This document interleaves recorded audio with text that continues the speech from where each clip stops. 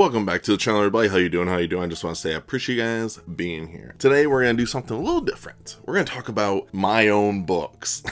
I thought about this video the other day. I was like, that'd be kind of fun to do, is record my thoughts. Not like my thoughts, but it's like process of my trilogy currently. I have these three bad boys. The fourth book is coming out next year, and then after that we are officially done with the series, which is so exciting. But yes, I just wanted to explain the plot, the overall plot, my inspiration, just from there, I guess. I don't know. I have no idea where this video is going to go. I just want to talk about the series of mine. The third book, Memories of Sorrow, is coming out the end of September, so I figured if you guys are interested, go check out my books. If you want to, it'd be awesome. If you don't, also, that's cool. It's up to you guys. I'm not here to force you. First thing we're gonna do, I'm gonna talk about where I got the inspiration to even write. So many years ago, I actually was never into writing or even reading when I was in school, because I just feel like our systems for wanting to let kids read is just not very good. I think it's kind of flawed, and I feel like you should let the kids read what they want to read and not let them read one book like everyone reads the same book. I just feel like there should be different ways of how kids should just be reading in schools, but that's just for another video, maybe in the future. But I didn't decide to read until I was 21. And I remember I texted my mom. I was like, Mom, I want to read 10 books this year. Just 10. 7 of those 10 were actually the Harry Potter series. So that was interesting. I always thought that was such an interesting thing that I'm not even the biggest Harry Potter fan, but I decided to read Harry Potter because I was like, I'm a Harry Potter hater. I never liked the movies or the books. So in my head, I was like, I have to read them to say, hey, at least I have an opinion on them. And I don't know. I just feel like it was a really ignorant way of doing it, but I did read them all. And then I read Stephen King. My mom bought me a couple Stephen King novels. The Dark Half was actually the first Stephen King novel I read. Does it still hold close to my heart? Not really. But I did like it when I did read it. But then I read It. And because of it really, my mind started thinking, the wheels were a little bit turning in there. I'm like, I think I could write a novel. So the first novel I actually wrote was Newtown. And it was a real early draft of Newtown. Was not very good. Then I took a break and put it to the side because I'm like, I don't think I could be a writer. And I said, let's just do a bunch of short stories. I wrote 15 short stories, and I was going to do a title called Halloween Night, and it was gonna be 30 of the scariest stories you've ever read. I just sat there, I'm like, this is not good either. But I did not give up on writing yet. My mind, the wheels were still turning, and that's when I read. So I read It, and then I started reading the Dark Tower series, and I would read the first Dark Tower book, and then I started reading Lord of the Rings. The wheels started turning. I'm like, what if I wrote an epic fantasy series kind of like Lord of the Rings? Because Stephen King in The Gunslinger actually talks about it in the beginning.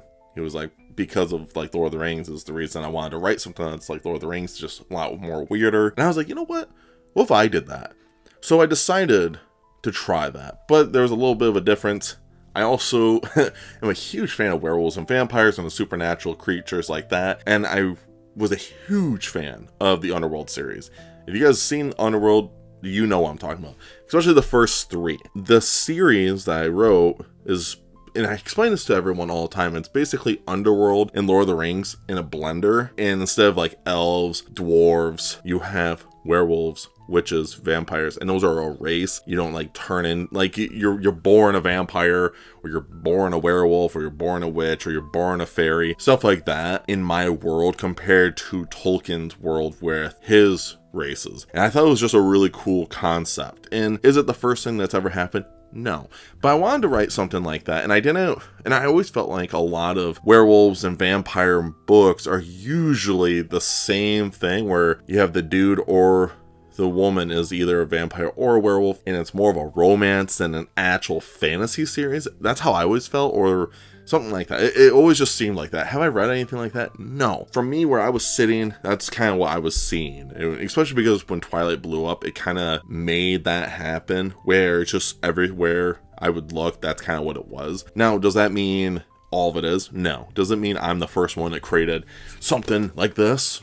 No. But I'm just saying how I felt when I decided to write this. The wheels are turning. I started writing outlines for it. I still have the journal of where I started the outline on, which is so exciting because it's I'm going to keep those because It's just a memory. It's something I hold dearly to me. I started listening to Led Zeppelin, and Led Zeppelin was a huge influence. A lot of their songs were a big influence from Lord of the Rings, which is also really cool. And that's where I got The Battle of Evermore. I remember when I listened to that song from Led Zeppelin 4, I was like, wow, that sounds so gnarly. And I decided to do that. And then I wanted to do something that I was like, what could be the series? And one of my friends, who's actually a groomsman now, his name's Aaron. He is the one that told me to do the Stone of Kings, because I was trying to think of something that involves the stone and then with kings and queens and all that, and he was like, why don't you just call it the Stone of Kings? So that's when we had it. We had the series title, the Stone of Kings series. The Stone of Kings. We did the Battle of Evermore for book 1, and I worked pretty hard on it, but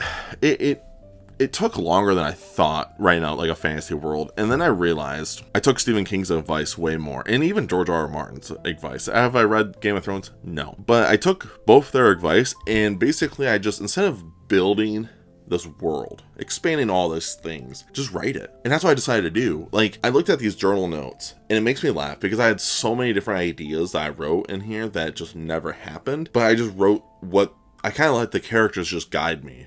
All they had to do was go to point A to point C, and that was it. And the rest of it, they guided me. And there's characters in this series that were created on a whim when I was writing. I just created them. I made them up, had no idea, and they now have become some of my favorite characters in this series because of it. The influence of just these small little things grew to so big. Even books like The Dresden Files helped me with my magic system, because I thought, like, I should have a magic system. In this first book, there's little things that's like, what is going on? But book 2 kind of flushes it all out more. And I really like that. I always tell everyone when I get asked all the time, like, what's the weakest book of the series? It's always book 1. Book 1 definitely feels like, wow, he's kind of scatterbrained. He has characters, they're all going somewhere, but that's about it. Where? Like, we all know where they're going, but we don't know anything else really. But book 2 is where it really opens up, where it feels more fleshed out. Because I wrote book 2, 3, and 4 all back to back to back. Which is so crazy to think. Like, as soon as I finished book 2, I immediately started book 3. And then after book 3, I immediately started book 4, because I knew where everything's going. So it's just really weird to think about it, because book 1 took me so long to write. But once the gears start turning of this series, it just kept going and going and going. Now, there is elements of Underworld Rise of the Lycans. The third movie of that series is like a prequel, where there is parts of that stripped out and put into this book, and I'm not afraid to wear my influence on me, because it's just, that's what it is. The influence of these books are going to be all over them. I love it. It's just such a wild concept. There's a lot of references. If you read like the titles, some of these titles in this book, in The Path of the Wolf and Memories of Sorrow, in the 4th book, there's so many titles of song titles that helped influence this series. There is literal parts in the paragraphs I write that like just talk about things from lyrics from songs I've listened to that influence this, and it's just, I'm not afraid to do it. So I guess that's kind of how I got the idea, is the wheels were turning for a long time. And I think the biggest fault, and I did a video about like my faults and my mistakes, I wish I did a little things differently with this series in general. One of the things is, and I said this before, I wish I did just more research on Amazon. If I did everything more correct, I would never have released The Battle of Evermore. I actually would have waited until the whole series is done and released them every like 3 months. Then in like 1 year, I would have just done that. And I think it would have just been more of a benefit for me anyways, but I didn't, and here we are now. I guess I'll just do an overall plot. The overall plot is super simple. You have the main character, Thomas. Thomas is kind of like a bounty hunter. He fights for this priesthood to find monsters and kill them. When I say monsters, it could be gargoyles, it could be werewolves, it could be vampires, zombies, it could be anything like this. And Thomas wears like a silver cross, and the silver cross burns him. I wonder why. Thomas runs into some gargoyles and hears about this thing called the Heartstone. And the Heartstone, he learns, is basically like the One Ring from Lord of the Rings. And he has to go to Knoll. In this world, which they call Old World, there is a long wall. And this wall is built several hundred feet up in the air to keep humans away from everything else. On the other side of the wall is supernatural things. Now, this was an influence from Game of Thrones. I was watching Game of Thrones a lot. Like, I was watching Game of Thrones while I was writing these books. So there's elements of Game of Thrones that's just is in here as well. The show, but not the books. I still want to read the books, but so going into that, I was like, huh, really interesting. And you have characters like George, who is a human that goes with Thomas. You meet Rebecca, who is a vampire. You have this character named Susan, who is a witch. You have this character named Finley, who is a fairy. You have this character named Rowan, who is a human. And you just have so many characters. You have shapeshifters you meet, you have other vampires, you have other werewolves, you have other humans, you have other witches, you have warlocks. You have so many things you're meeting in this. He has to take the stone back to this giant city called Knoll. Knoll is in the far, far north of Old World. Thomas and his gang. Start of the book is it's just Thomas and George. They're just really good friends. It's kind of like a Frodo and Sam friendship, but let's just say it splits very fast in book 1, where let's just say George and Thomas have a falling out and they're not gonna be friends for most of the series after that. But I truly believe writing this just really helped me expand my mind of how I wanted to write characters, and I think best thing I did is write each character differently, and they all have their own little character developments. I would sit here, I'm not trying to talk about how highly I am. I'm not trying to say I'm like the greatest writer of all time. I'm not. I will never say that. But it's a proud moment when I reread these books and I see where these characters started in book 1 and where they're at in book 4. And it really does bring like a tear to my eye just thinking about, wow, this character development in this is insane. Like, it's incredible. Now, there is a lot of violence in it. There's a lot of fighting. There's a lot of brutality. But there's also sweet little moments that just makes you grin. And